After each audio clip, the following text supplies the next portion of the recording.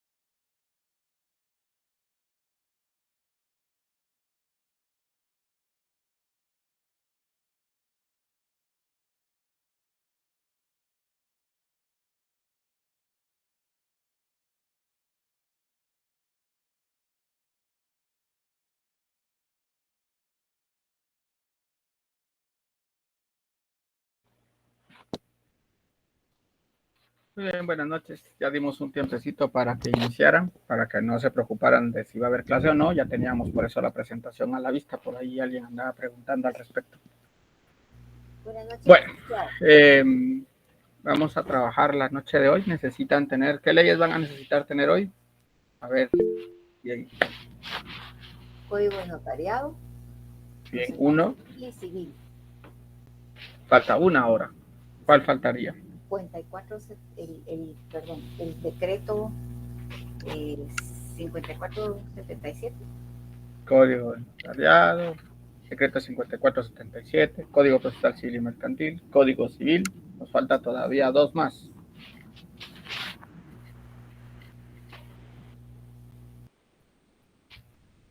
La ley de rectificación de área. El decreto 125-83. Igual nos faltan otra vez dos más. ¿Cuáles faltarían ahí? Que siempre faltarían tres, porque hay como dos o tres que tenemos ahí de duda.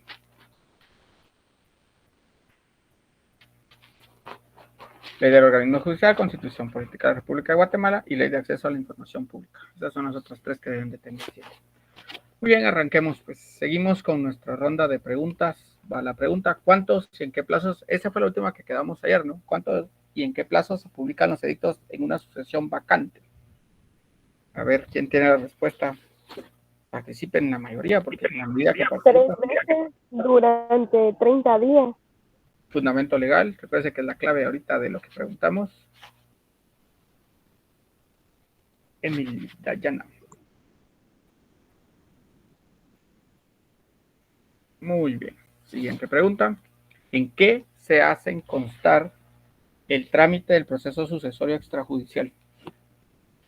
Muy rápido, pasa la diapositiva, Lick. En acta notarial. En acta notarial. Ujú.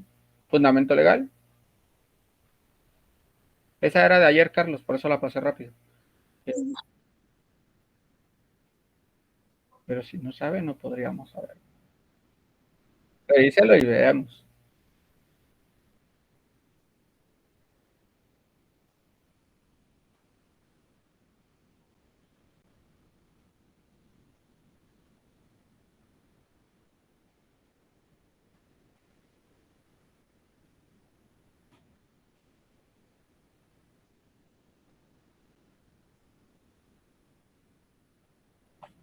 Vale. Sí era la respuesta que dio, creo que Eliu fue el que dio la respuesta, es en acta notarial, pero la clave del éxito aquí está en donde van a buscar el fundamento legal. ¿Será que puedo poner como fundamento legal decreto 5477? Creo que está en el artículo 8, creo, o 7 por ahí. ¿Será que puedo anotar ese, el que establece que todos los procesos se llevan a cabo por medio de un acta?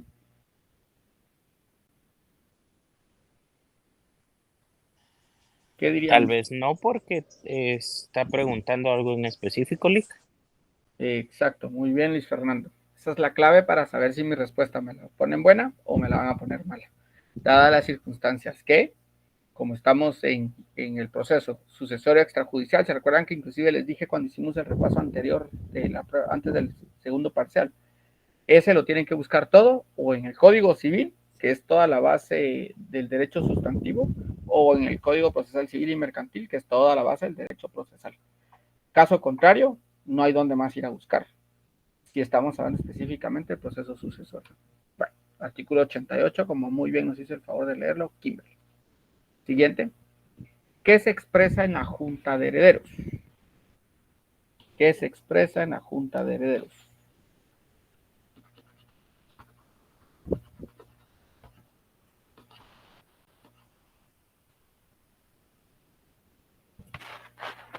¿Se aceptan o no la herencia, licenciado? Según el artículo 491 ¿Qué del Código establece? Procesal Civil. Artículo 491 del Código Procesal Civil y Mercantil. ¿Pero qué establece? Junta de Herederos, artículo 491. El día y hora señalados para la Junta, el notario dará lectura al testamento si lo hubiere. Los herederos y en su caso los legatarios expresarán si aceptan la herencia o legado y si se reconocen recíprocamente sus derechos hereditarios. ¿Cuántas cosas son entonces? Sería el día y la hora señalados para la Junta. No. Otra vez. El La notario, pregunta es, perdón. Son dos supuestos, Lick. ¿cuáles son? Uno. Muy bien. Dos. Entonces pónganle ahí en su propio artículo 1, si se acepta la herencia. 2, si se reconocen recíprocamente sus derechos. ¿Por qué es importante esto de reconocer recíprocamente los derechos?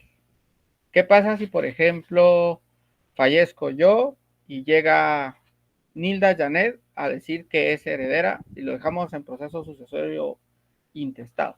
Y llega Nilda Janet a decir que ella también es heredera. Si ninguno dice nada y todos dicen que están de acuerdo, ¿qué pasaría ahí? ¿Tendríamos que pasarlo a judicial, licenciado? Si hubiese una oposición, pero si todos dicen aceptamos todos los derechos de cada quien, aparecería ella sin razón alguna. Ese es el objetivo de. Entonces, sí, artículo aceptación y reconocimiento de los derechos hereditarios. Artículo 491, que fue el que nos hizo el favor de leernos Elisa del Rosario y nos ayudó Kimberly y Eliu, si mi memoria no me falla, y Emily creo que también habló ahí. Siguiente. ¿Cuál es la causa que se haga una homologación en un proceso sucesorio intestado? ¿Cuál es la causa que se haga una homologación en un proceso sucesorio intestado? Evitar la duplicidad de los procesos. Fundamento legal, Luis. Luis también habló en la anterior. 495. ¿Qué establece, Liu? Homologación. El juez que recibiere las actuaciones, ya sea en virtud de lo dispuesto por el artículo 493 o porque el notario lo estima conveniente y encontrare que está en forma, procederá a su aprobación sin más trámite conveniente dictando auto en que consigne. Uno, que está aprobado. Pausa, pues. Pausa, Liu. ¿De qué nos está estableciendo el artículo que está leyendo ahorita Liu?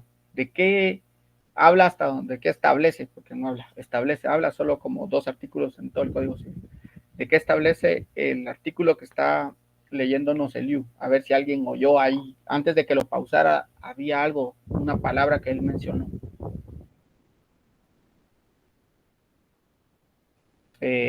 No, Kimberly. Vuelve a leer hasta la última oración que leyó, por favor, Eliu. El juez que recibiere las actuaciones, ya sea en virtud de lo dispuesto por el artículo 493 o porque el notario lo estima conveniente, si se encontrara en forma, procederá. Pausas ahí. Va. Ahora sí, siga leyendo. Esta es la parte que me interesa. ¿Qué establece? Procederá a su aprobación sin más trámite, dictando auto. Ahí está.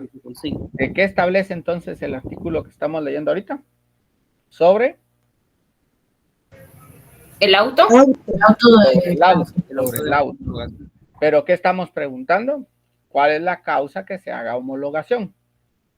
¿Dónde lo buscarían entonces? En el 493. Exacto.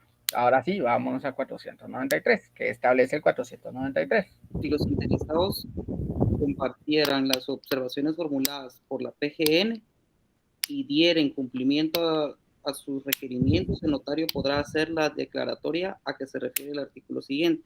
Si las observaciones no fueren compartidas por los herederos o legatarios, el notario someterá el expediente al juez competente, quien resolverá la cuestión en la forma establecida para los incidentes, y al estar firme la resolución, devolverá las diligencias al notario con certificación de lo que se hubiera resuelto. Vale. Entonces, ¿cuál es el supuesto cuál es la causa para que se pueda hacer esa homologación? La homologación es que el notario toma el expediente, se lo envía a un juez, el juez analiza el expediente, hace su resolución, que es el auto que estábamos leyendo en el artículo que leía Liu, y luego se lo regresa al notario. ¿Cuál es el supuesto ahí entonces? ¿Qué debe de suceder? Tiene que ver con el dictamen de la Procuraduría.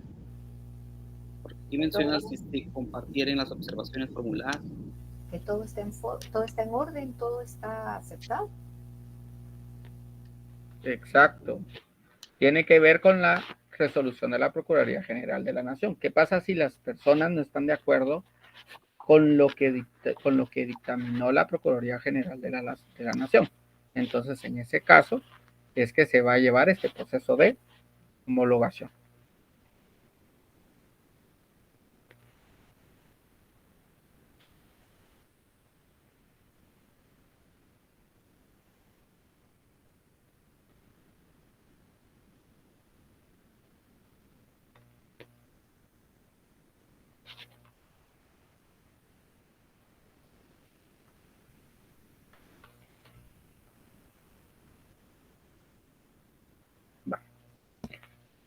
Entonces aquí, ojo porque nos podemos ir por error al artículo. Debíamos de ver el 493 y el 495, que sería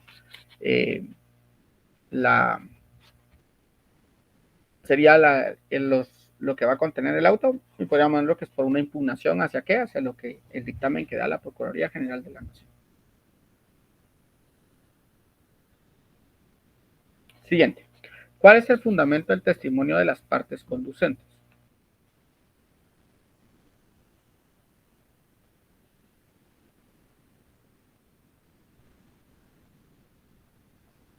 ¿497? ¿Qué establece? El procesal civil. El notario compulsará testimonio de las partes conducentes a cada uno de los herederos y legatarios, debiendo insertar en todo caso los pasajes que contengan el reconocimiento de herederos y legatarios, la aprobación de las actuaciones, en su caso, y la liquidación fiscal. Los testimonios serán presentados a los registros correspondientes dentro de los 15 días siguientes a su compulsación. El notario dará aviso a las oficinas que proceda para los efectos de los traspasos correspondientes. Vale. Veamos entonces, artículo 497. Ahí más que todo solo es saber cuál es el fundamento de las partes conducentes. Sigamos. ¿A qué hace referencia una herencia yacente? ¿A qué hace referencia una herencia yacente?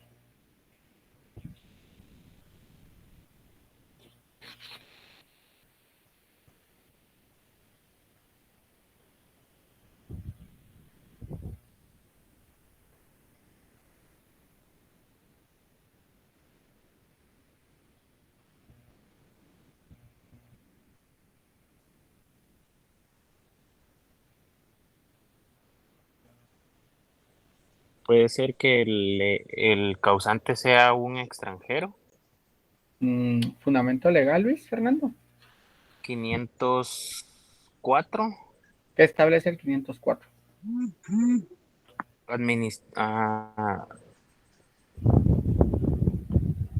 Sí, 504. Antes de que se promueva cualquier proceso sucesorio, podrá el juez, con intervención de la PGN, dictar providencias necesarias para asegurar los bienes en los casos siguientes, si el causante no era conocido o estaba de tránsito en el lugar. Uh-huh.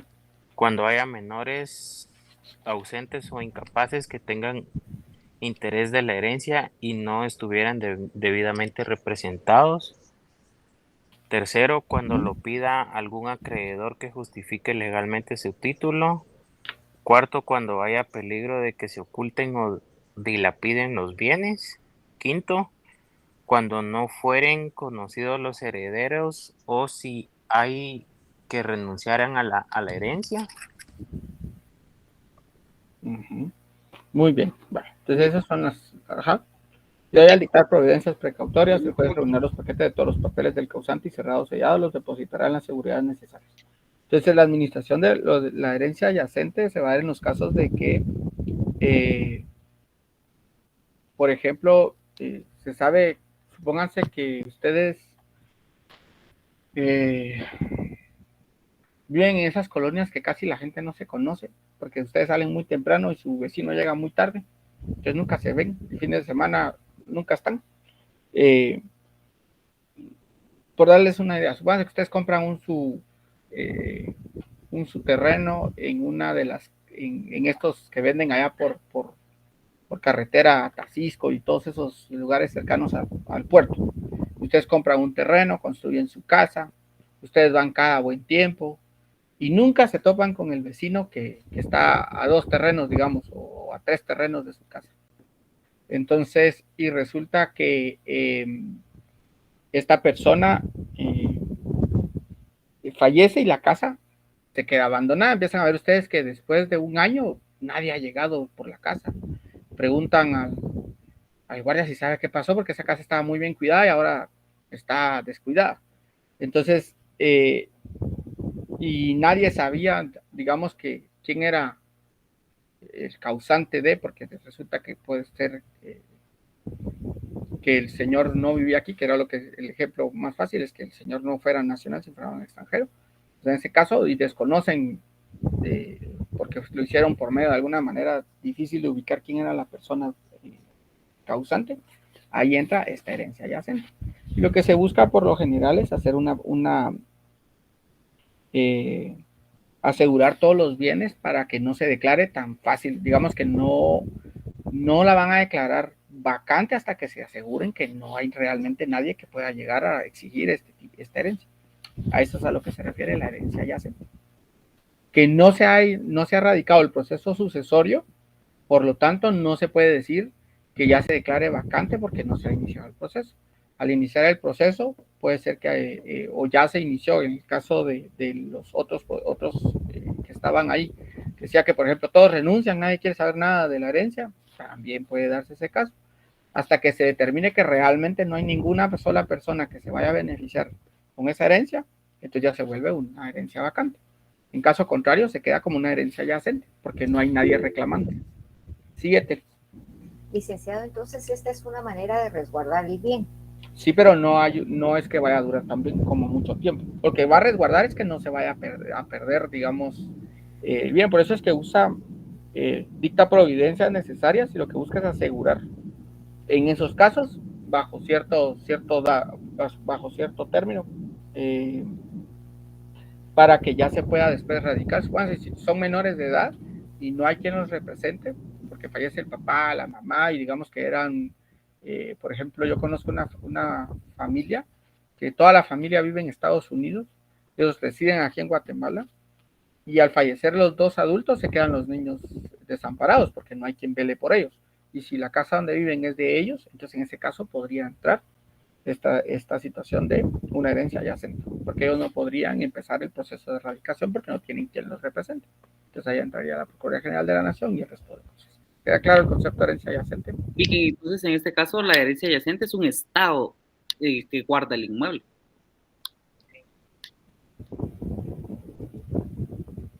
Exacto. No es que lo guarde el Estado como, bueno, si nos vamos al estado de ser, no al estado de gobierno. Sí, exacto. Lo que hace es que no permite, digamos que, ¿se recuerdan que en la herencia vacante, alguien puede ir e indicar que existe un bien que no hay herederos? ¿Se recuerdan que hay un proceso ahí donde se establece, inclusive en los bienes que se encuentran? Hay que leerlo en el Código Civil. Pero la cosa es que si nos vamos al 505, luego de que ya entra la situación, ya el juez va a nombrar un administrador, y ya después ahí hay unos supuestos todavía en el 505 que es respecto a cuáles son los requisitos para el administrador, y luego cuando termina la administración provisional, que está en el artículo 505, 6, 507, la administración definitiva de la herencia, ¿quién le va a quedar? Luego el 509, la representación de la herencia, y así sucesivamente. Yo les recomiendo que lean la administración de la herencia, que es del 503 al 511 del Código Procesal Civil y Mercantil. Entonces ahí está, artículo 504 y 505, que es de lo que estamos haciendo referencia. Muy bien, ¿cuáles son las reglas de partición de la herencia? Esta la vimos, ya la habíamos visto antes, pero ojo pues, están las reglas, la regla para las personas llamadas a suceder. ¿Se recuerdan que esas las encontramos en dónde? Si es un proceso sucesorio intestado, ¿en dónde encontramos esas reglas para las personas llamadas a suceder? En el Código Civil. En el Código Civil. Ahora son las reglas para partir. Ya terminamos todo el proceso, ya llegamos al punto donde todos están emocionados, porque ahora sí ya sabemos qué son las cosas. Sí. Artículo 513, licenciado, el Código Procesal Civil y Mercantil. ¿Qué establece? Artículo 513. En toda partición de bienes hereditarios se observarán las siguientes reglas. Primero, si se tratara de persona casada, se tendrán presentes las capitulaciones matrimoniales que hayan regido el patrimonio conyugal.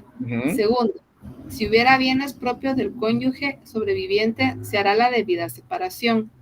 Tercera, si el patrimonio conyugal hubiera estado bajo el régimen de gananciales, se hará en primer lugar la separación del monto de los que correspondan al cónyuge sobreviviente.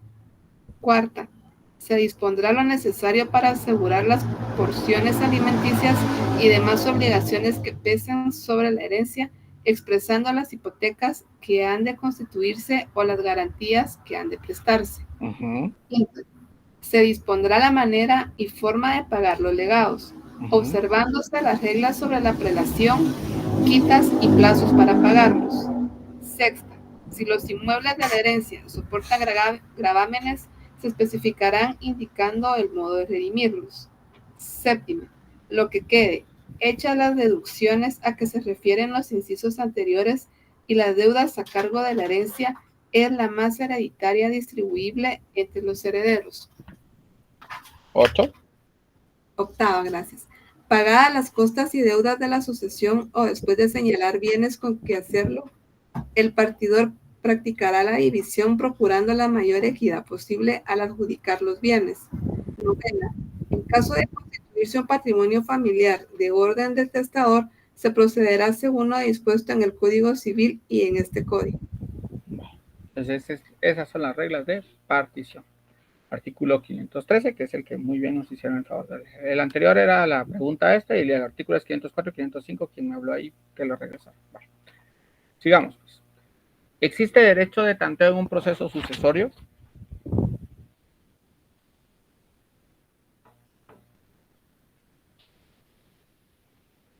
¿Será que puede retroceder un momento la pregunta anterior, Lick, por favor? Sí, claro. Pero si están como casi 3 minutos ahí en la presentación. Ah, pero con su respuesta no.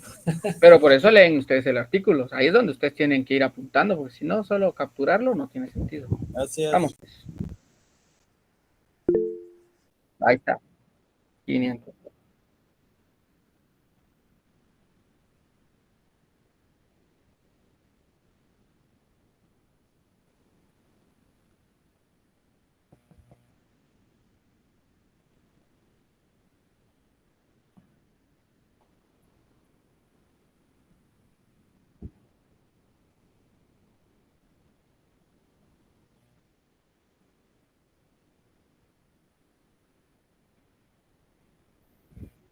Se encierra en un cuadro rojo la palabra no procede. O pónganle, píntelo con verde de epígrafe, no procede. ¿Cuándo no procede el derecho? Vean, pues yo pregunté si existe derecho de tanteo. La respuesta es sí. Luego ya dan las causas de cuándo sí. Y luego está cuándo no. Entonces puede ser que les pregunten en el examen. De acuerdo a lo que establece la ley, determine si existe, si siempre hay derecho de tanteo en un proceso sucesorio. La respuesta es sí, coma, pero no procede en, escriben la razón, fundamento legal, artículo 515. Bueno, ahí está. Ya lo copiaron ahí los que no piden regresar. Artículo 515. Es el que sigue. Muy bien. ¿Qué principio se repite entre el decreto 5477 y el decreto 12583? ¿Qué principio se repite entre el decreto? La remisión al Archivo General de Protocolos. Ese no es un principio, Eliu. Bien, es un principio. Ah, bueno, sí lo tienen, pero no, ese no está como principio en la otra ley. Ok. Sí, ya entendí por dónde iba, pero no ese es el que está como principio establecido en la otra ley. Es una obligación, pero sí está como principio también en el decreto 54. El consentimiento unánime. Muy bien, este fundamento legal. Artículo 2 ¿Ninguna? del 125.83 y de la 54.77 es el, perdón, 54.77 Es el primero. el primero. Es Acabo de ver, el consentimiento unánime, así es. A ver, quiero ver. Y el segundo en el 125.83.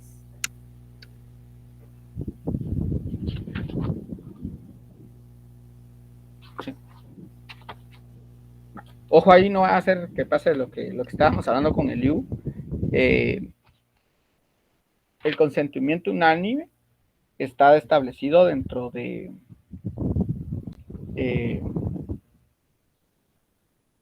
dentro del decreto 54 como uno de sus principios. Podrían haber agregado otros, ¿saben? Inclusive está también acciones y resoluciones, también está. Opción al trámite. 4, opción al trámite también está. Veamos dónde está el otro. El artículo 15. Archivo del expediente. Sí, y es el único que tiene plaza, ahí se recuerda. Entonces son 4, ahí agregan los otros, ¿oyeron? Sería el 2, el 4, 5, estoy diciendo el número de artículo del decreto ley 125.83. Otra vez digo, el 2, el 4, el 5, y el 15. Esos serían los que están repetidos. El 12 también, audiencia a la PGN. Sí, y el 12, audiencia a la PGN. Ahí está. Sigamos, pues.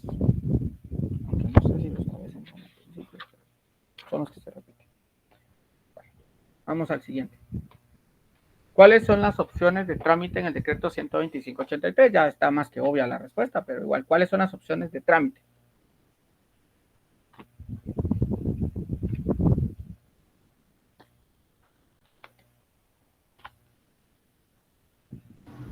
Es el artículo 5, licenciado. ¿Qué establece Elisa o Elisa? Artículo 5, opción al trámite. Los interesados tendrán opción a acogerse al trámite notarial o al trámite administrativo del expediente, según sus intereses. En todo caso, no obstante haber iniciado el trámite notarial, el interesado en cualquier momento puede disponer que el mismo se continúe en forma administrativa y viceversa. En el caso que el interesado decida proseguir el trámite en forma administrativa, el notario deberá enviar las actuaciones a la sección de tierras para los efectos consiguientes. Muy bien.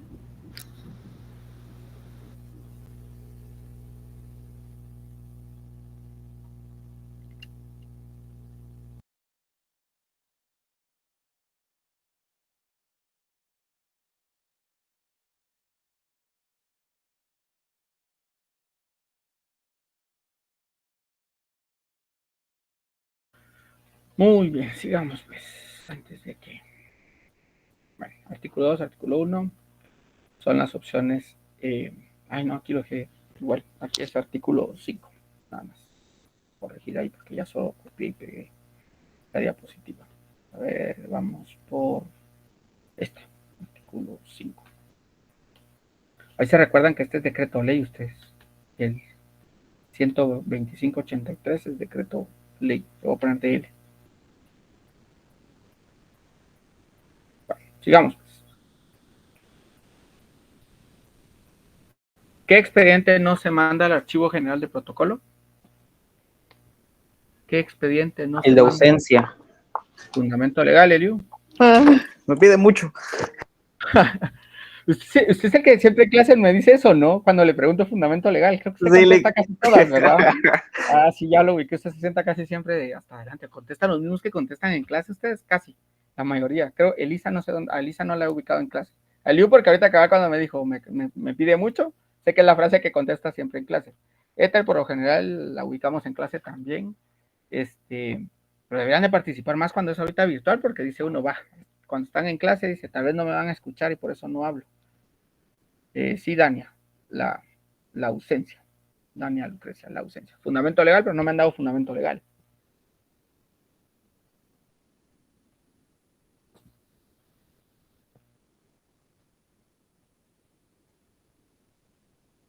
Artículo 10 del decreto 5477. A ver qué dice María Fernanda, que establece, mejor dicho. Voy. Remisión al tribunal competente. Ajá. Pasado el término de las publicaciones o manifestada oposición por algún interesado, el notario remitirá lo actuado al tribunal competente para los efectos del nombramiento del defensor judicial y continuación de la tramitación, de acuerdo con lo establecido en el Código Procesal Civil y Mercantil. En igual forma procederá el notario si considerare necesaria la intervención judicial para que se tome alguna medida precautoria urgente. El notario, bajo su más estricta responsabilidad, puede levantar inventario de los bienes del ausente y el juez competente resolverá lo relativo al depósito de los mismos. Bueno, donde establecieron Código Procesal Civil y Mercantil, relacionenlo al artículo 411 al 417 del Código Procesal Civil y Mercantil. Donde establece procesal civil y mercantil, es en el primer párrafo final, relacionenlo con el artículo 411 al 417 del Código Procesal Civil y Mercantil, que ahí es donde se tramita la ausencia, si mi memoria no me falla. Bueno. Artículo 10, decreto 5477. Muy bien. ¿Qué contiene el edicto de una rectificación de área de un bien inmueble urbano? ¿Qué contiene el edicto de una rectificación de área de un bien inmueble urbano? El artículo 10 del decreto ¿es? 125.83 establece el nombre del solicitante, el objeto de las diligencias, área real y área inscrita en el registro de la propiedad de bien inmueble, números registrales y dirección exacta del inmueble, cuya rectificación de área se solicita, citación a posibles opositores. Muy bien, correcto. Artículo 10. Hoy sí lo di, ya vio. Hoy sí. Muy bien, hoy sí tenía a la mano la ley. Bueno, sigamos. Pues. ¿Cuál es la naturaleza de la ley de acceso a información pública? Bueno, ahora sí, no los voy a hacer cambiar tanto de leyes. Vamos a trabajar solo esa ley en este pedazo. ¿Cuál es la naturaleza de la ley de acceso a la información pública? Recuérdense. Respuesta, fundamento legal. Respuesta, fundamento legal.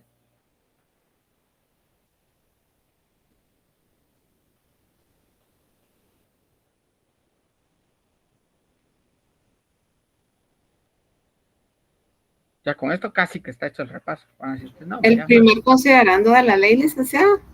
Veamos, ¿qué establece en el primer considerando de la ley? El primer considerando dice que dentro de sus fines considera la vida, la libertad y la seguridad de las personas como fines del Estado, teniendo a la persona como sujeto y fin del orden social, organizándose para que ésta logre su pleno desarrollo y se consiga el bienestar de todos los ciudadanos. Muy bien, vale. Veamos, no es la respuesta, pero nos aprovechemos para ver que la mayoría de normativas que nosotros tenemos tiene tres partes, por decirlo así. Las partes considerativas, que son los considerandos, la parte de los articulados, que son todos los artículos, si van conmigo, así como lo voy haciendo ahorita yo con mi ley. Luego tienen las partes de las disposiciones transitorias y finales, que es donde se establece todo lo que tiene que ver con qué pasa con todo aquello que existe cuando la ley entra en vigencia.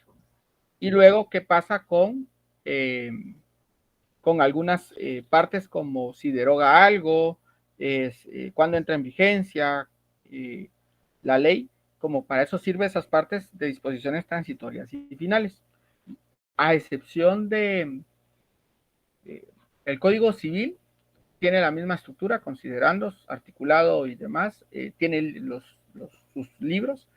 Fíjense ustedes que el Código de Comercio es interesante porque el libro primero no empieza en el artículo 1 como aparece en el Código Procesal Civil y Mercantil, el Código Civil, sino ese empieza en el artículo 6, si mi memoria no me falla, del Código de Comercio, porque tiene una parte como general, digámoslo así, general de la general, que son los primeros 5 artículos donde define qué es comerciante, define quiénes no son comerciantes, establece, creo que está también comercio, creo que está algo así.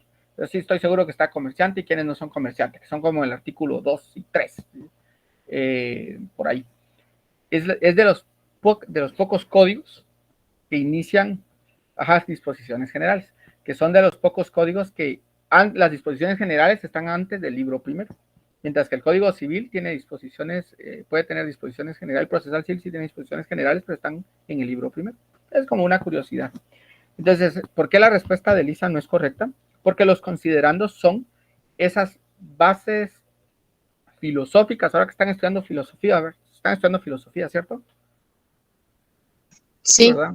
Vale, no estoy tan perdido. Entonces son como esas cuestiones filosóficas, en algunos casos situaciones antagónicas importantes, hitos que permiten y justifican la necesidad de crear una ley. Por eso es que los considerandos por lo general se vuelven importantes. Y para eso veamos el considerando tercero. La publicidad de los actos y la información en poder de la administración pública, libre acceso a todas las instituciones, dependencias, archivos de la misma. Eso es lo que consideran después, que no marqué lo de Carta Magna porque sabemos que nuestra Constitución no se denomina como una Carta Magna como tal, sino una Constitución, porque así está denominada en su nombre como tal, Constitución Política de la República de Guatemala, por eso no marqué la parte de Carta Magna, pero podrían leerlo ustedes como la Constitución Política de la República establece la publicidad de los actos y la información en poder de la administración pública, libre acceso a todas las instituciones, dependencias y archivos de la misma. El artículo tercero, cuarto, quinto, considerando, establece que se toman como base, como cuerpo normativo, la Constitución y los instrumentos internacionales sobre derechos humanos suscritos y vigentes en el país. Esos dos son las justificaciones legales que generan que exista esta ley, la Ley de Acceso a la Información Pública. Así es como, eso es lo que se lee en un considerando. Cuando ustedes lean los considerandos, lo que van a encontrar es eso y decir, sí, pues ahora ya entiendo por qué esa ley nace a la vida jurídica. Luego ya se van al artículo primero, en el 90% quizá de las leyes, van a encontrar ustedes cuál es el objeto de la ley. El objeto de la ley es qué va a ser, o sea, la razón de existir de la ley. La otra es, la primera es la razón de por qué se crea.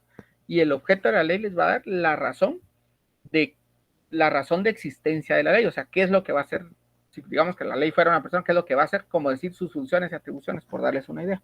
El objeto de la ley lo que busca, establece que garantiza el derecho a solicitar y tener acceso a la información pública en posesión de las autoridades, Garantiza el derecho a conocer y proteger los datos personales de aquellas en que consten archivos y garantiza la transferencia, entre otras cosas más. Artículo segundo, ahora sí, que era lo que me leía alguien ahí. ¿Me pueden leer alguien, por favor, hasta el punto y coma?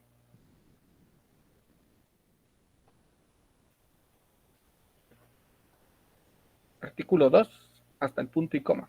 ¿Alguien me puede hacer el favor de leerlo? La presente ley es de orden público, de interés nacional y utilidad social. Establece las normas y los procedimientos para garantizar... Ahí está. Punto y coma, está el punto y coma. Entonces, ¿cuál es la naturaleza jurídica de esta ley? Su naturaleza es de orden público, interés nacional y utilidad social. Son 3 características, digamos así, que tiene esta ley. Ya ustedes ya estudiaron eso en Derecho Internacional, ¿no? ¿Qué es el orden público? No, ya lo estudiaron, todavía no. Sí, lo tienen que haber estudiado ya porque casi ya terminaron el curso. Es bueno que lean qué es el orden público, ¿verdad? Qué se interpreta como un orden público. Porque inclusive ustedes pueden ver, pueden leer en la Constitución que establece que en la personería jurídica de las iglesias se establece que la Iglesia Católica tiene personería jurídica reconocida por la Constitución y que las demás iglesias podrán tramitar su personería jurídica a través de los procesos establecidos en las leyes ordinarias.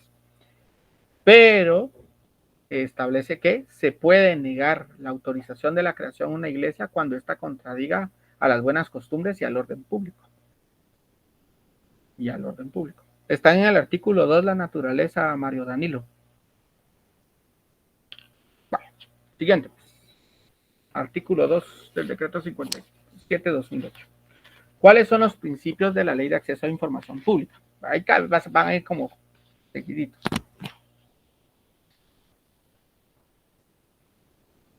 ¿Cuáles serían los principios? ¿Alguien que me haga el favor de leerlo?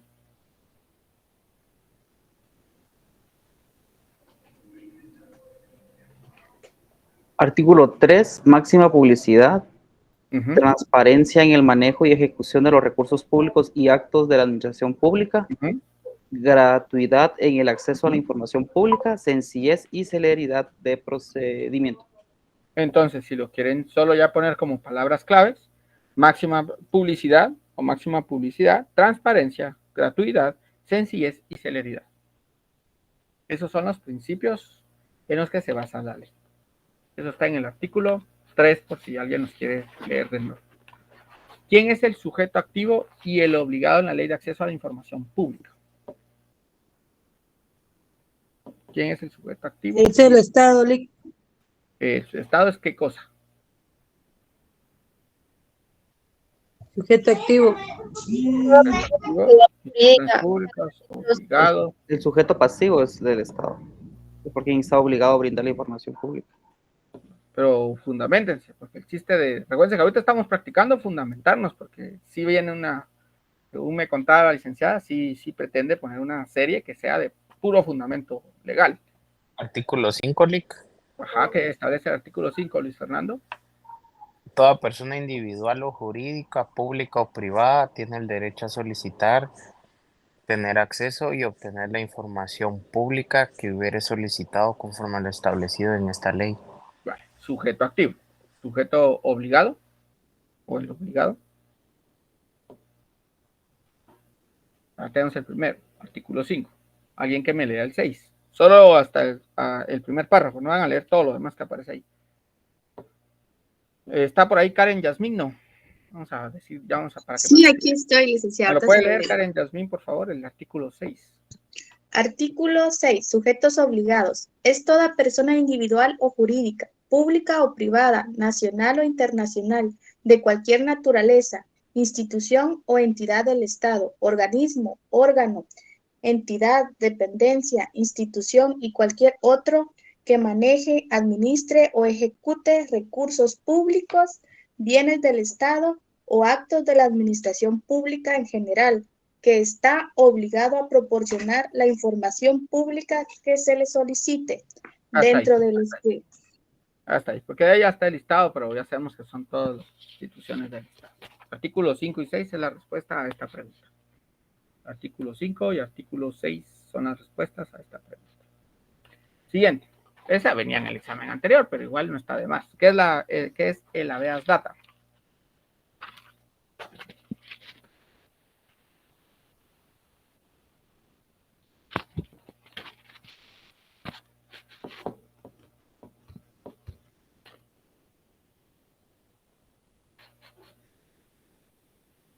Habeas data. Está en el artículo 9. Ajá. Ajá, ¿qué más, María Fernanda? Le leo la definición que establece. Sí, por favor. Artículo 9, numeral. Artículo 9, definiciones, numeral 4, habeas data. Es la garantía que tiene toda persona de ejercer el derecho para conocer lo que de ella consta en archivos, fichas, registros o cualquier otra forma de registros públicos y la finalidad a que se dedica a esta información, así como su protección, corrección, rectificación o actualización. Los datos impersonales no identificables, como aquellos de carácter demográfico, recolectados para mantener estadísticas, no se sujetan al régimen de habeas data o protección de datos personales de la presente ley. Muy bien. A ver, pues, ¿alguien me puede decir cuáles son esos datos de carácter demográfico?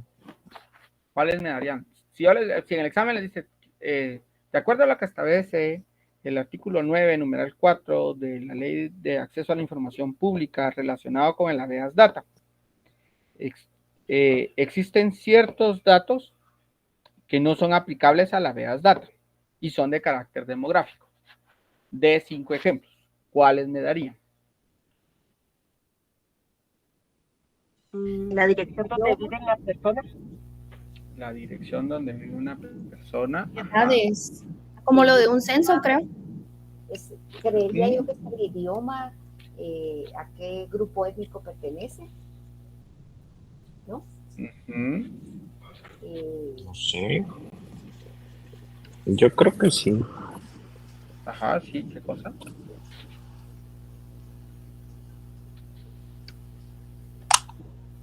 Religión. Raza, Lick, no. Raza. Muy bien. Raza, religión, está. Esto lo pueden buscar ustedes para tener un como listado. Pueden buscarlo en el Instituto Nacional de Estadística. Es la edad, género, educación, ingresos, intereses, idioma, ciudad, país, región, en el caso nuestro departamento. La dirección no podría ser, porque la dirección es un dato, pues un dato que sabemos que no es que se vayan a dar a cualquier persona. A mí me sorprende en las redes sociales cómo la gente encuentra mucha información y la publica, y ahí sí puede llegar a pasar que pues puede haber allí algún conflicto. Factores socioeconómicos, su ocupación, situación familiar, ingresos, podrían estar dentro de. Vale. Pues a ver, así salen las preguntas de su examen. Decreto, artículo 9, numeral 4. Digamos, ¿qué es la información confidencial?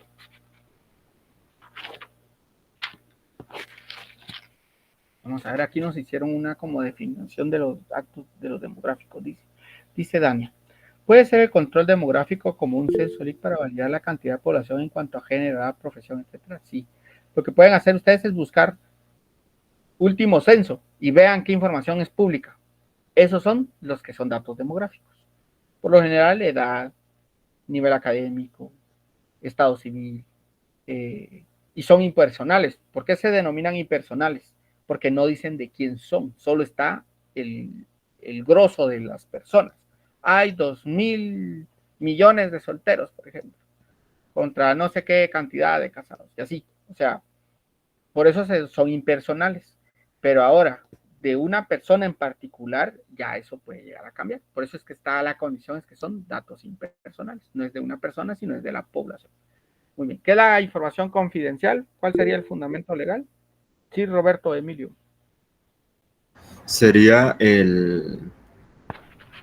bueno, en el artículo 9, el numeral 5, información confidencial. Es toda información en poder de los sujetos obligados que por mandato constitucional o disposición expresa de una ley tenga acceso restringido o haya sido entregada por personas individuales o jurídicas bajo garantía de confidencialidad. Muy bien. Léame de una vez el numeral sexto, por favor, Roberto. Claro que sí. Información pública. Información en poder de los sujetos obligados contenida en los expedientes, reportes, estudios, actas, resoluciones, oficios, correspondencia, acuerdos, directivas, directrices, circulares, contratos, convenios, instructivos, notas, memorandos, estadísticas o bien cualquier otro registro que documente el ejercicio de las facultades o la actividad de los sujetos obligados y sus servidores públicos. Sí. Pausa hasta ahí, gracias. Ahora le dame el 7. Cheque. 7. A7. Información reservada. Información pública cuyo acceso se encuentra temporalmente restringido por disposición expresa de una ley o haya sido clasificada como tal siguiendo el procedimiento establecido en la presente ley. Muy bien. Vale. Entonces, a ver, pues, la información confidencial. O sea, voy a preguntar así de una manera que ustedes traten de responderme la pregunta. A ver, pues, la información confidencial, ¿es un subconjunto de la información pública, sí o no? Un subconjunto quiere decir que se deriva de. ¿Qué dirían ustedes? ¿Sí o no? Yo digo que no. ¿Cuál sería la razón? María Fernanda y Luis Fernando creo que también dijo que no. Yo dije que sí. Ah, que dijo que sí. María Fernanda, entonces, ¿por qué sería que no? Es que usted dijo un subconjunto y yo lo entendí matemáticamente. Sí, exacto. Pues porque la información pública, o sea, digamos, la información confidencial indica que, o establece que por mandato es una, o sea, sí, tiene acceso restringido y lo público no es restringido. Más o menos por ahí. Vale. Ahora vean la información reservada. La información reservada sí es un subconjunto de la información pública, o sea, sí se deriva de información pública.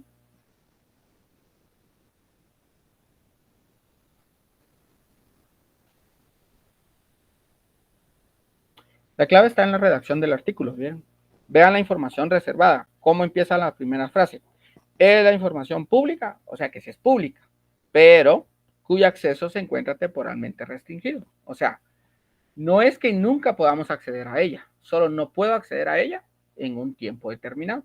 Y después de que se venza ese tiempo determinado, ya puedo acceder.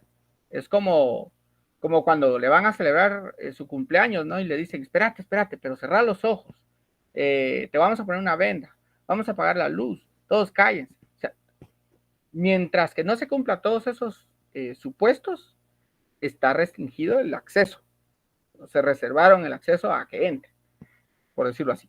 Pero si, por ejemplo, usted trata de entrar a la casa presidencial en la noche, no va a poder entrar porque no tiene acceso a esa institución. Tiene que hacer un trámite necesario para que pueda ir y que le den el espacio como tal. Algo así, como pasar una pantalla de Mario Bros. Algo así. Vale. ¿Queda clara la diferencia entre la información confidencial y la información pública y la información reservada?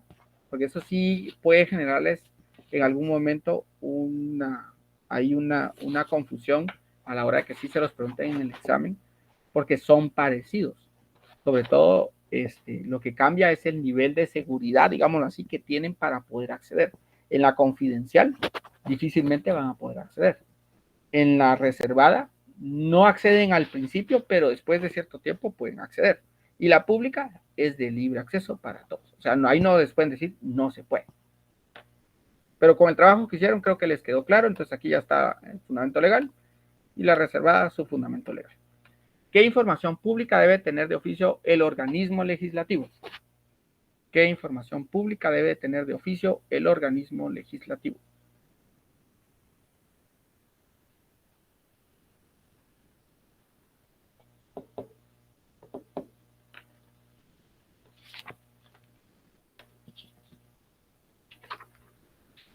¿Qué información pública debe tener de oficio el organismo legislativo?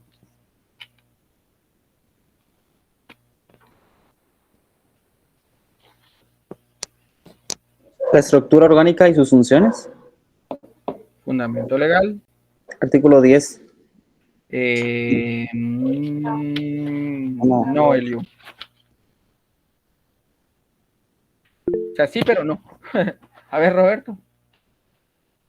Sería el artículo 13, licenciado. ¿Qué establece? Ahorita lo leo, permítame. El Congreso de la República de Guatemala, además de la información pública de oficio contenida en la presente ley, debe hacer pública como mínima la siguiente: el ejercicio de su presupuesto asignado por bloque legislativo y comisión, el listado de asesores y asistentes de junta directiva, bloques legislativos, bancadas, comisiones y diputados con sus respectivas renumeraciones, el proyecto del orden del día de las sesiones ordinarias y extraordinarias en pleno y comisiones con 24 horas de anticipación, las iniciativas de ley y los dictámenes emitidos por cada una de las comisiones sobre las iniciativas de ley. No se preocupe. Perdón por el... No tenga pena porque no es usted el que está acelerando. Siga, pues. Iba por el sexto. El sexto, ¿verdad? Los puntos resolutivos, los decretos, los acuerdos, las resoluciones, actas de las sesiones de las comisiones de trabajo y diario de las sesiones plenarias. Vale. Eso es con lo que muchas veces ustedes ven que la gente dice, pero es que eso es de libre acceso a la información. Por ejemplo, si ustedes, ojo pues, hay iniciativas de ley que aparecen que ya fueron aprobadas, pero mientras que no sea una publicación en el diario oficial, ustedes no pueden usar más que para tener un conocimiento vago de la iniciativa de ley. Ustedes pueden decir, ay, miren, porque, por ejemplo, hay una iniciativa de ley de hace muchos años del Código de Notariado y la pueden buscar, Código de Notariado, reformas. Y se dan cuenta que hay una iniciativa de ley, pero no tiene validez jurídica porque no ha nacido legalmente hablando. Vale.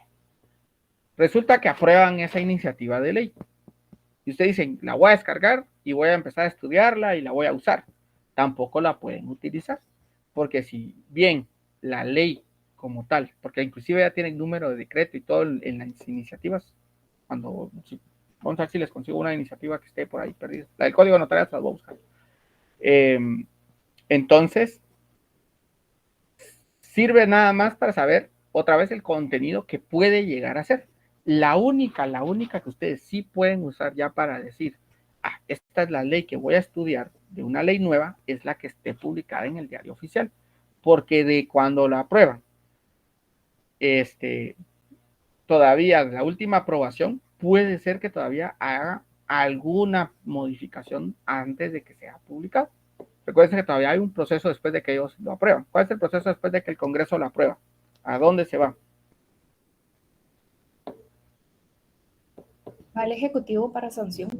Exacto, se va al Ejecutivo y ahí ya sabemos que siguen el proceso. Entonces, solo para que no les pase que a veces la gente aprueba una ley y lo que hacen es que comparten las iniciativas de ley, pero eso es un poco peligroso, porque la iniciativa de ley a la ley puede haber una variación muy fuerte. Se recuerdan que lo vimos en el decreto 5477, en la iniciativa de ley que estaba incluido divorcio, titulación supletoria, separación, creo que esos 3 están. Pero ya en el que nosotros tenemos acceso del decreto 5477, que fue el que ya fue publicado en el diario oficial, no hay divorcio, no hay separación y no hay titulación supletoria. Si ustedes se quedan con la iniciativa de ley, van a decir que sí había, y no es cierto, porque en la real no hay. Queda clara esa parte de la iniciativa de ley y de la ley como tal. Artículo 13 del decreto 57. A ver, veamos el siguiente problema. Dulce Gabriela ha solicitado a una institución una información. Al responder el correo, le han indicado que con gusto le darán la información, pero debe hacer un pago por concepto de fotocopias del documento. ¿Es legal lo que le piden a Dulce?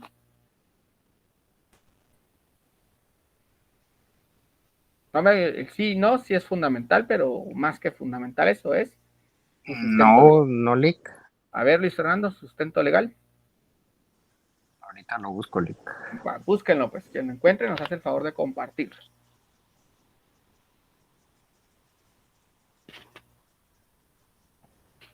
Artículo 18, licenciado. Sí, puede bajar un poquito de volumen ahí a alguno de sus 2 dispositivos. Ajá, ¿qué establece el artículo 18? Artículo 18. Bájalo. Permítame, licenciado. Sí, no tenga pena. Gratuidad. El acceso a la información pública será gratuito para efectos de análisis y consulta en las oficinas del sujeto obligado. Si el interesado solicita la obtención de copias, reproducciones escritas o por medios electrónicos, será de conformidad con lo establecido en la presente ley. La consulta de la información pública se regirá por el principio de sencillez y gratuidad. Solo se cobrarán los gastos de reproducción de la información. La reproducción de la información habilitará al Estado a realizar el cobro por un monto que en ningún caso será superior a los costos del mercado y que no podrán exceder de los costos necesarios para la reproducción de la información. Los sujetos obligados deberán esforzarse por reducir al máximo los costos de la entrega de información, permitiendo la consulta directa de la misma o que el particular entregue los materiales para su reproducción. Cuando no se aporten dichos materiales, se cobrará el valor de los mismos. Lo relativo a certificaciones y copias secretariales se regulará conforme a la ley del organismo judicial. ¿Ven por qué tienen que tener la ley del organismo judicial? Ahí mismo le están diciendo, váyase a la ley del organismo judicial si necesita preguntar algo. Ahora, otra vez pregunta, entonces, ¿es legal lo que le piden a Dulce? No, sí. Sí, Elisa, acaba de leer que sí. Sí, solo la reproducción, sí. Sí, solo la reproducción, sí. Ahora, ¿le pueden cobrar por otro concepto? No, ni por consulta. Ojo, pues, porque cuando uno está en el examen y cuando es de fundamentos legales, a veces uno lee el primer párrafo y dice, pero ahí establece gratuito. Y marcan, no es legal, hay que sancionarlo. Pero resulta que cuando sale el examen, se juntan con Ethel y Ethel le dice, no, fíjate que sí era legal. En el segundo párrafo, no leí el segundo párrafo, solo leí el primer párrafo. Y así es como se equivoca uno en estos problemas. Porque es de leer el artículo completo antes de llegar a una conclusión. Si no, imagínense, si ya están defendiendo a alguien, se basan en el primer artículo, ustedes terminan toda su exposición y al final le dicen, sí, pero es que hay un segundo párrafo, licenciado, que tenía que haber leído. Le votaron todo su caso. Bueno, sigamos pues. Entonces ahí, segundo párrafo, artículo 18, sí es legal que les pidan fotocopias. ¿Se puede pedir el expediente de un proceso que implica una persona menor de edad con fines académicos? Sí o no, fundamento legal.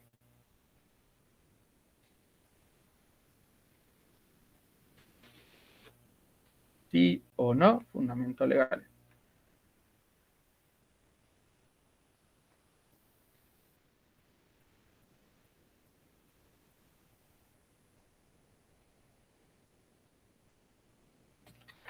(18) Segundo párrafo. Kelly creo que era el nombre, no, ¿cuál era el nombre? No, Kelly, ya le agregué un nombre, una letra. Kelly.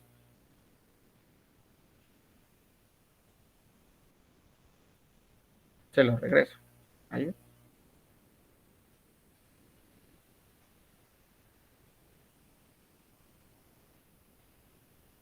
Gracias, Lick.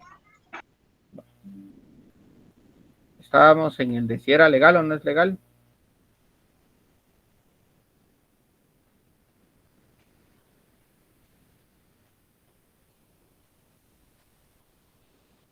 Estamos buscando el fundamento licenciado, pero yo creo que no es legal. Sí se puede pedir, Lic, porque es información reservada según el artículo 23, numeral 7.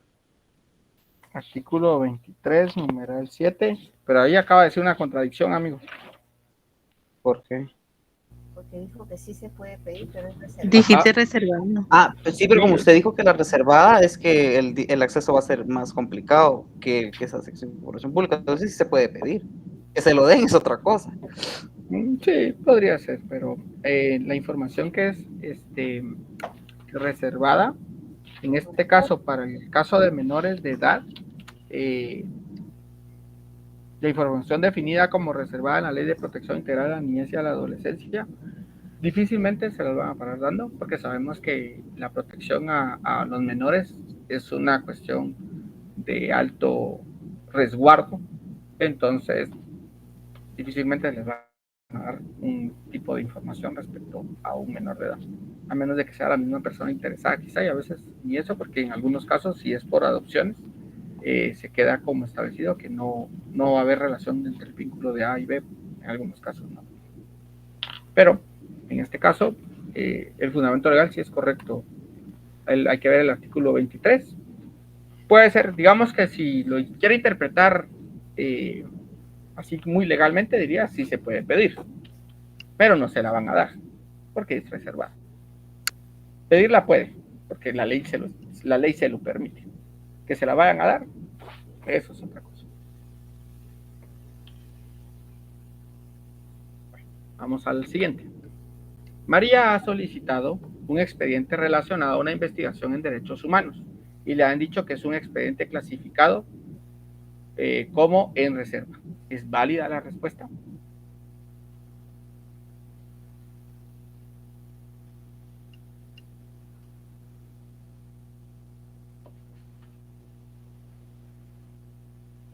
Artículo 24. En ningún caso podrá clasificarse como confidencial o reservada la información relativa a investigaciones o violaciones a los derechos humanos fundamentales o a delitos de lesa humanidad. Exacto. ¿De qué año es esta ley? ¿Del año qué? 2008. 2008. Ya había pasado todo lo de los procesos de paz y las investigaciones. Sigamos. ¿Cuál es el plazo para tener un expediente en reserva?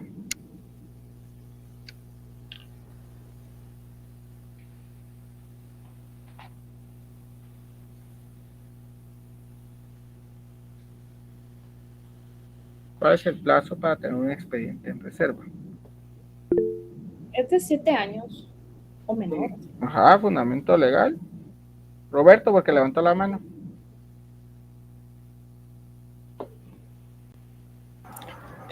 Sería el artículo 27, licenciado. Sí, Periodo de reserva. Sí, léamelo, por favor, Roberto. Información pública clasificada como reservada, de acuerdo con esta ley, dejará de tener dicho carácter cuando ocurriera alguna de estas situaciones. Que hubieran transcurrido el plazo de su reserva, que no será mayor de 7 años contados a partir de la fecha de su clasificación. Dejaren de existir las razones de que fundamentaron su clasificación como información pública reservada.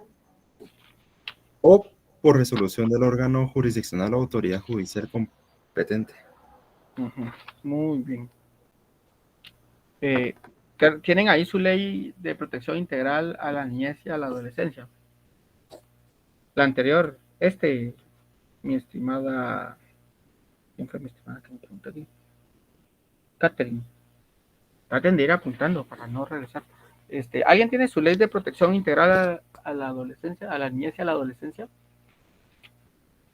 Vamos a ver si yo la encuentro entre todos mis papeles que tengo por aquí amontonados.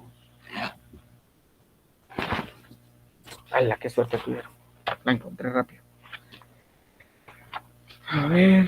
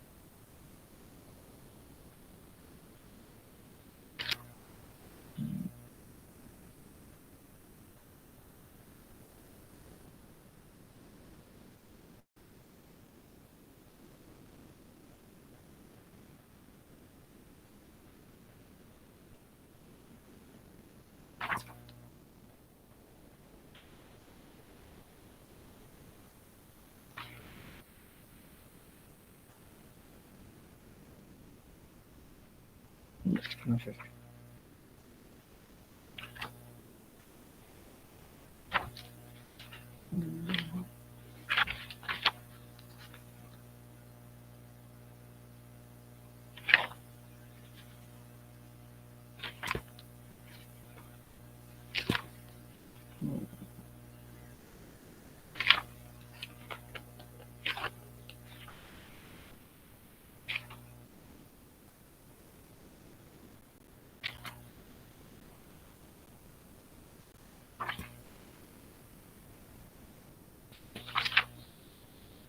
No, no se preocupen, ya casi vamos a terminar. Así me decían a mí, ya casi vamos a terminar. Y faltaban como 80 diapositivas. Bueno, ahí lo voy a buscar ya en mi tiempo libre. Que les quería dar el fundamento de lo de la Ley de Protección Integral a la Niñez y Adolescencia, para que tuvieran ustedes, para poder determinar bien si es aplicable el artículo que acabamos de leer de los 7 años. Eso es lo que quiero. Si no, les toca ya hacer ustedes el cruce para que Elio vaya a comer tranquilo. Muy bien, ¿cuál es el procedimiento para el acceso a la información, a una información pública? Solo me interesan los artículos, ¿no? Ahí no los vamos a leer, para que puedan ir a comer. ¿Cuáles son los artículos? ¿Cuál sería? ¿Qué artículos son? Para ver el proceso, se van al artículo 38, primer párrafo y segundo párrafo, 42, 43 y 45. Ahí está establecido el proceso. Que ustedes ya lo vivieron, que es de hacer la solicitud, que se puede hacer en forma verbal, escrita o vía electrónica. Luego de que ya se da la solicitud, tienen un tiempo de respuesta de 10 días hábiles. 10 días siguientes deben de emitir una resolución de 10 días siguientes. Luego se puede pedir una prórroga, que se recuerdan que se lo mencionó la licenciada. Eso está en el artículo 42 y 43. Y recordar que la certeza de entregar la información, que toda solicitud de información pública debe recaer en una resolución por escrito. Eso está en los artículos 38, 42, 43 y 45, que son los que tienen ahí en pantalla. Entonces, si les llegan a pedir algo respecto al, por ejemplo, tiempo de respuesta, si se puede aplazar, artículos 42 y 43. ¿Quién es la autoridad reguladora del acceso a la información pública? ¿Quién me responderían ustedes? Así, si fuera la pregunta ahí, dirían ustedes. Los derechos humanos. Muy bien. Es la Procuraduría General, el Procurador de los Derechos Humanos, sería ahí, porque sí, el procurador. Aquí no es la Procuraduría, sino es el Procurador. Ojo con la respuesta, pues. Si dicen Procuraduría, está mal porque la Procuraduría es la institución, y aquí es una persona al que se refiere, y es el Procurador de los Derechos Humanos. Está en el artículo 46, más o menos como a la mitad del artículo. ¿Qué recursos hay al ser denegado el acceso a una información pública y cuál es su trámite? Lo van a encontrar en el artículo 52, 53, 54, 55, 58 y 60, que tiene que ver todo con el recurso de revisión y el procedimiento de la revisión.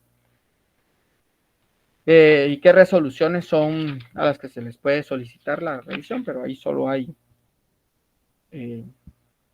pues cuando se niega o se da o no se entrega completa la información, se puede solicitar el recurso de revisión.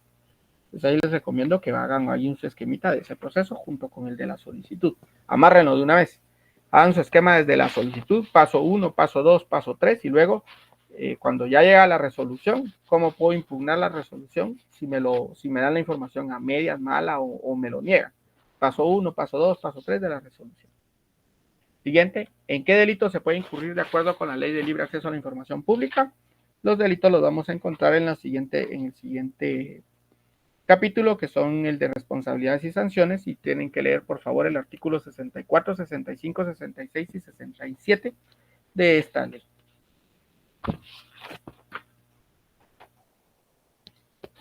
Y les queda a ustedes por favor que practiquen esto, que es lo que yo creo que el repaso que vamos a trabajar. Ya no vamos a hacer más preguntas, hicimos varias preguntas, casi 3 sesiones de estar haciendo preguntas.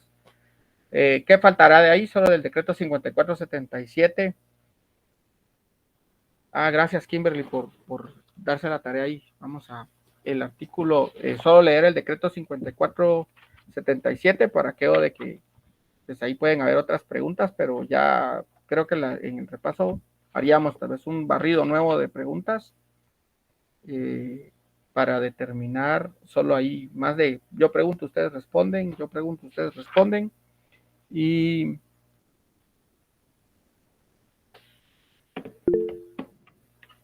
sí, yo también leí el 59, ¿sabe, Kimberly? Pero me quedé con por eso ya no lo seguí, porque es que parece que es que ellos vean material que no es apto para niños. Se les protege a ellos de acceso a ese tipo de información. Pero, voy a leer la ley y si lo encuentro, se los comparto. Y si no, pues, traten de buscarlo. Sí, Dulce Ramos.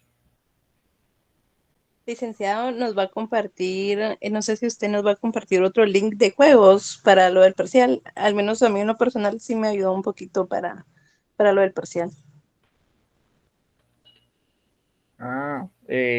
Vamos a tratar de ver si tengo un tiempecito para hacerlo. Con mucho gusto trato de hacerles uno para el repaso, que sería como donde lo usaríamos. Pero sí, vamos a tratar de hacerlo. Por cierto, ayer ya no terminamos de ponernos de acuerdo. Solo con esto, por favor, yo digo que lo hacemos en el intermedio, para que no sea tal vez muy corrido el repaso. Solo le voy a preguntar siempre a la licenciada si ella está de acuerdo que lo hagamos hasta el 25 o el 18, o lo hacemos el 1 de junio. No, ¿verdad? El 1 de junio ya no le sirve el repaso. Debe ser 18 o 25. Es para que lo tomen en cuenta, aparten su 18 o 25, es un día sábado por la noche, a las 8 de la noche, por lo general, de 8 a 3 de la mañana para repasar todo lo del curso, y puedan ustedes ahí con ello tener su último pues aprendizaje que podamos obtener del curso. De nuevo, se les agradece mucho la paciencia, se les agradece la participación de los que participan constantemente. La verdad es que sin ustedes la clase sería bastante aburrida, se lo digo así con toda honestidad, pero que participen, pregunten, respondan, lean, pues hace que la clase sea dinámica, si no sería solo oír, y eso al final es aburrido y cansado. Muy bien, si nadie tiene algún comentario, pregunta o duda, por mí, esta sería todo por hoy en la noche y nos miramos en una próxima. Sí, Eliu. Se me adelantó, Lick, perdón. Ok, no hay pena, Eliu. Bueno. ¿Cuándo suben notas, Lick? Fíjese, Carlos, que yo no tengo el control de esa información con la licenciada específicamente. Ayer le podría haber preguntado a la licenciada que estuvo en clase. Feliz noche, Lick, gracias. Feliz noche, Lick, gracias por todo. Gracias, licenciado. Gracias y buenas noches para la persona que preguntó acerca de las notas. No sé si estaba en clase el día de ayer, pero la LICDA dijo de que ella esperaba poderla subir este fin de semana, pero que le hacían falta algunos, porque sí había mucha información que hacía falta en los trabajos de acceso a la información pública. Sí, ese es el que lo tiene retenido, ¿verdad, Rosy? Es el que está por... Sí, y recuerden que ese trabajo fue un trabajo que les dejó ella para apoyarlos, entonces ténganle un poquito de paciencia porque fue para apoyarlos que ella dejó un trabajo y casi se entregó, creo que cercano a fechas de examen también, ¿no? El día 5. Sí, 5, imagínense, 5 fue, sí, cercano a fechas de examen, entonces solo para que tengan la correspondiente paciencia porque ya casi se tiene todo, pero necesitan hacer la suma de sus notas que corresponden para que... Una de las cosas también, lástima que ya la mayoría se desconectó en los trabajos que tuvimos a bien revisar con el LIC Starlet y la LICDA, había muchas fallas y muchas fallas de las cuales desde un inicio pues se platicaron en clase y el LIC Starlet fue muy tal vez enfático en lo que era una notificación. Si una notificación no lleva los requisitos que la ley establece, aunque intenten hacer todo lo demás del proceso, pero si las personas no están debidamente notificadas, el proceso no se da a cabo. Hubieron personas que me mandaron a mí los trabajos y se les apoyó con esa parte, y aún así en los trabajos los enviaron y no corrigieron, ¿verdad? Entonces sí que lo tengan muy, muy en cuenta, porque según veíamos en la pantalla, ¿verdad? La redacción, ahí estaban esas partes que muy posiblemente se puedan volver a pedir, ¿verdad? Porque como ahora viene el contenido completo, entonces sí que lo tomen muy, muy en cuenta, ¿verdad? Que tengan buena noche y que descansen. Gracias. Feliz noche, Lida. Muchas Noche. gracias. Gracias, feliz noche.